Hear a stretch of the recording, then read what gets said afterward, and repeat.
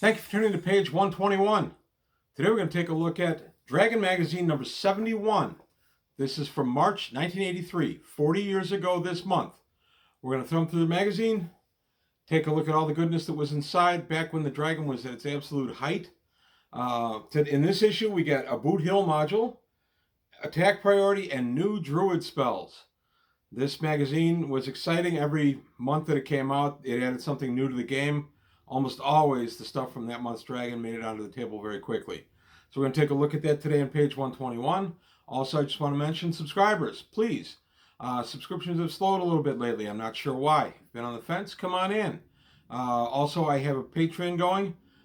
So if you want to take a look at that, I offer rewards. If you want to be a patron, to existing subscribers and patrons, thank you. The channel would not exist without you. But now back to the important stuff. Dragon number 71 from March 1983, today on page 121. Dragon number 71 from March of 1983. I loved Dragon Magazine back then. Every month there was something in here you could use. We start out with a nice ad for hardcover editions of Dark Age Drama for AD&D, the game system. Nice house ad for AD&D. We get an Iron Crown Enterprises ad. Iron Crown Enterprises was big back in the early 80s. They're the guys that gave us character law, spell law, arms law, claw law. I played under those, under a GM, or under a DM. It slowed the game down a lot. It made combat more detailed, but at the cost of speed of the game. We come to the contents, March of 83. Nice table of contents there, the masthead. Kim Mohan giving us a editorial. And then we go to Out on a Limb, which is basically letters to the editor. Translation, design opportunities if Japanese is your first language. So 40 years ago, you could translate D&D into Japanese. We're no longer simply amazing science fiction stories. It's got a whole new look. This was when TSR was going into trying to publish other things, and they bought the Amazing Science Fiction Stories, and they tried to expand it a little bit. It became Amazing Magazine. From the Sorcerer's Scroll, new Druid spells, naturally by E. Gary Gygax. These were spells that would end up in Unearthed Arcana. These were pretty good spells. We were one active Druid at the time in my campaign. Goodberry ended up being pretty much of a game changer for that. I remember that being a good one. Spike Growth is also another one that saw a lot of play. We got a nice ad here from Medieval Men for Fantasy Adventures from Citadel. Next issue, the new Cavalier subclass. So I'll actually take a look at the Cavalier before that issue, before I take a look at the issue itself. I'll take a look at the Cavalier from Unearthed Arcana before that. So here we go, some more spells. And the way things are, and the way things will be, and the way they will be. And this is Gary telling us what's going to happen in the future. For us gentle readers, what's on the horizon for TSR and for Gary himself. At the time, Gary was working hard on getting the Dungeons & Dragons cartoon deal completed and getting it onto the air. So he wasn't spending as much time on the game as he had been. And here we get The Blink of a Wizard's Eye, fiction by Joel Rosenberg with illustrations by Steve Chappell. So there we go. Some nice little fiction. I remember reading this one. I liked it. It's nice. Sometimes you could use a little piece here and there as maybe some mood music for your game. This article I actually got a kick out of because I've long been an advocate of giving the monsters the brains they were born with. So this is Mind of the Monster. Give creatures the brains they were born with by Bruce Humphrey. Lesson for today, using your head. I like when monsters are intelligent and their mind makes them as much a challenge to the characters as whatever abilities they might have. So the article continues. Then we get the standard for fantasy role-playing game masters, the companions in Bath, Maine. Mapping aids, modular adventures for any RPG system. And then we get an ad for Different Worlds Magazine. Different Worlds Magazine. I have a few issues of that. It was never one that I could find very easily. It featured D&D, Traveler, RuneQuest, a couple other systems. Never easy to find around here. Greyhawk's World by Gary Gygax. We have Heward. I looked at these guys on the channel a few months ago. Hewton, Merland, and Kellenin. I actually used a manifestation of Kellenin in the game years and years ago because one of my players was a sword worshiper, and Kellenin actually appeared to him in an avatar, and they actually trained together for a little while, so my player got better skills with his sword. Who Gets the First Swing? Attack Priority System Offers More Realism Without More Work by Ronald Hall. I remember reading this because we were using what I use now as my attack system, the initiative system I use. I remember reading this and I found that it just added too many steps. It just wasn't for me. I felt, again, it slowed things down a little bit. Nice ad for Villains and Vigilantes from Fantasy Games Unlimited. And then we continue on the attack priority modifiers. And then we get nice tables. If you're going to use this system, you now have an idea of what the monsters will use to up their priority of attacks. As I said, I found this a little cumbersome, and I ended up not using it. The Taming of Brimstone. Unfortunately, I really didn't play Boot Hill. That being said, it's a nice offering. I liked that they put different things in here.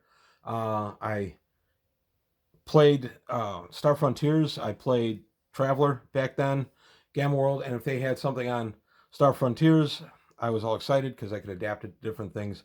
And I remember reading this, and it ended up not being for me, but Boot Hill can be an interesting game, and right now there's Rider is a game that's out right now from Independence Games. I just took a look at that a few days ago. Or about a week ago. That could be an interesting thing to adapt this module, Boot Hill, into that. I did like you got nice little floor plans. These were actually very hard to come by in the early 80s. Just regular floor plans for regular rooms. In this case, just some kind of frontier town. And then the adventure continues. And then we go to Sage Advice, Solid Answers to Astral Questions. This by Roger E. Moore. Roger Moore wrote the excellent Astral article in Dragon 67. And this, just any questions that you had, this answered them. Roger Moore wrote a very good source book, very good articles, and he was really good at Sage Advice. I enjoyed his stuff. The Traveler Adventure, an ad for Traveler Adventure from Game Designers Workshop. That's a fun adventure. I've got to take a look at that. I love the name of the ship, the March Harrier, taking place in the Spinwood Marches. Here we go. More questions and answers about the astral plane. Dragon Tree Press, because fantasy should not be more than fighting and magic is never mechanical. So, Handbook of Traps and Tricks, Dragon Tree Spellbook, etc. And these guys were out of Abilene, Texas. Tricks and traps are still a big thing in D&D. They were in the early 80s. I spent a lot of time designing traps just to flesh out the adventure and make the players feel a little more threatened. Fantasy Takes Flight with Marvelous Beasties by Dragontooth. These guys are in New York, New York. I don't remember seeing any of these guys. It's not a bad-looking monster there. I'm thinking that's an owlbear.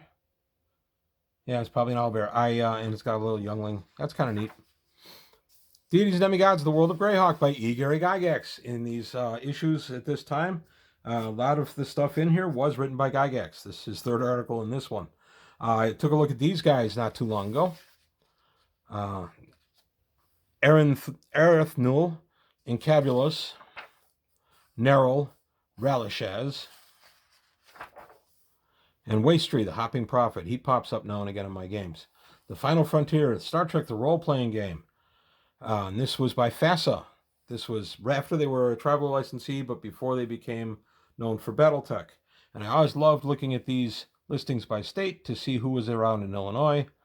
Never Was at Bear's Hobby. Woodstock's a fair piece from my house. Games Plus is still there, still great. Hobby Chest, I don't know if that's still there or not. I was there years ago.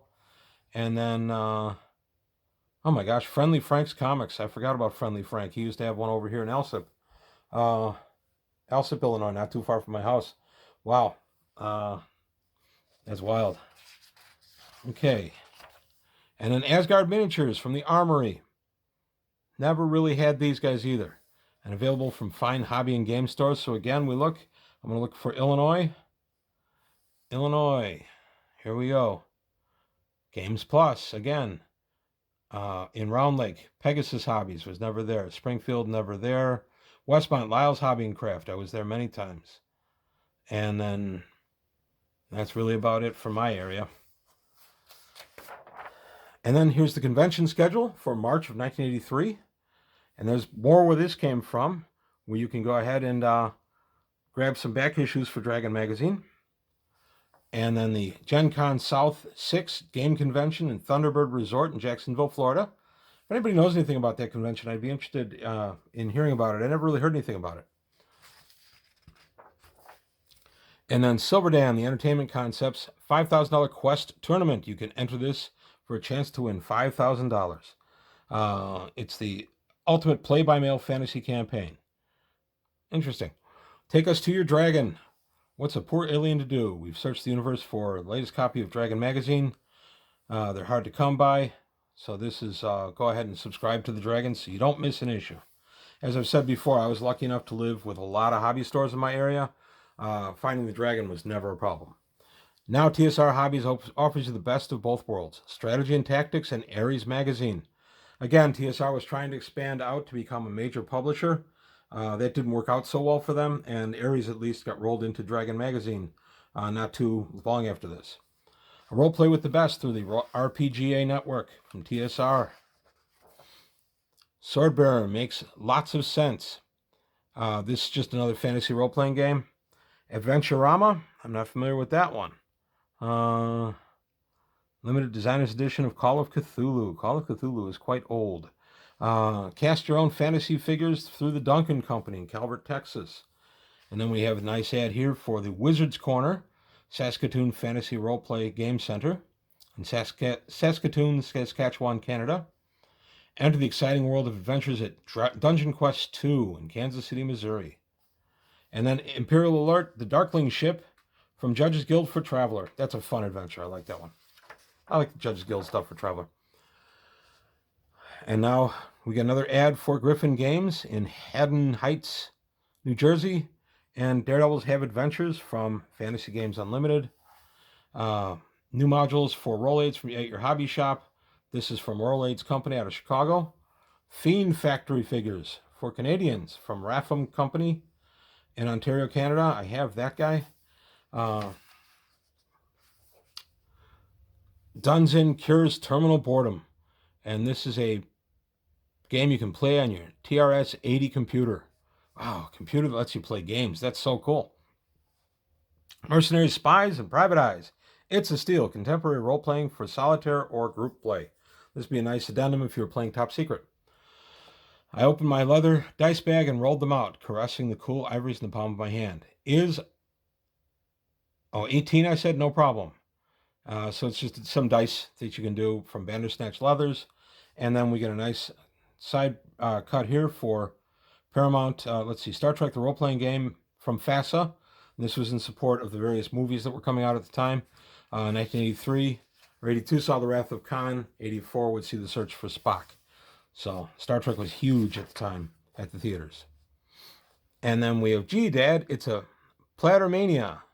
Real Plattermania. Okay. You can have it on your Atari computer. Unbelievable graphics. Great fun. Okay. Dragon Bone electronic dice. Yes, you can use electronics to roll your dice. You don't have to do it. Those would pop up the tables from time to time. People would be very excited about them.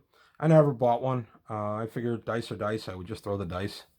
And your source, the Tin Soldier in Springfield, Massachusetts. You could pick up real gold piece in the Fantasia Gold Rush. This is an opportunity to learn a fast-playing, easy-to-learn game of strategy. And you could possibly win a real gold piece. Space Opera from Fantasy Games Unlimited. Kind of a Traveler clone. A lot of good ideas in Space Opera. Mechanics were kind of clumsy. I played it a few times. We ended up staying with Traveler. Disaster Has Struck in the Aftermath. Also Fantasy Games Unlimited. Kind of a crawling through the wreckage type game.